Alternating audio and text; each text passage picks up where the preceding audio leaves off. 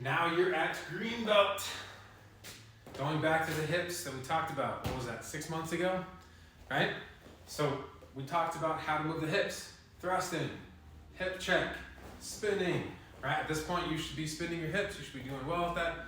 Now we need to talk about how to jump. It's not just simply, that's not how we jump, okay? That's how we get air, but that's not how we do jump kicks. When we're doing jump kicks, you have to think about your hips prior to the launch of the kick. If you think about this real quick, can you change your momentum, your angle, your movement after you're in the air? Answer is no, right? We can affect it. We cannot change it. We can angle it, we can move it slightly, but we are not going to change the general direction that we are going once we have jumped.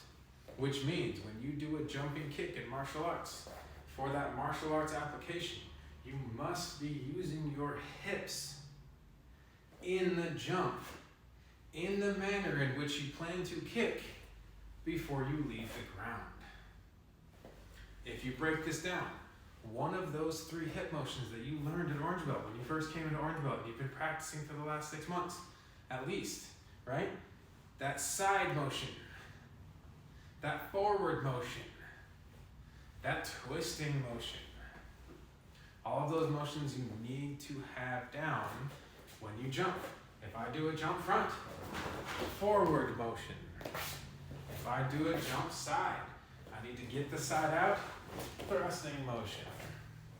If I do a jump round, I need to start the spin with the jump. Right? This is how we get our kicks. As we've been talking about, any kick besides the first 3 is going to be a combination of one of those 3 hip movements in whatever pattern you want to create the next kick. You have to understand which direction your body needs to start the motion to create that kick. If you're doing it outside, inside, yes, it's a front kick chamber, but the hip motion is a round kick hip motion, which means the jump requires a round kick motion, that hip turn motion. If you're doing a hook kick or a wheel kick, even if you're going in the air, you have to initiate that round motion, but your hip needs to be placed in the side kick position, but you're still doing that rounding motion.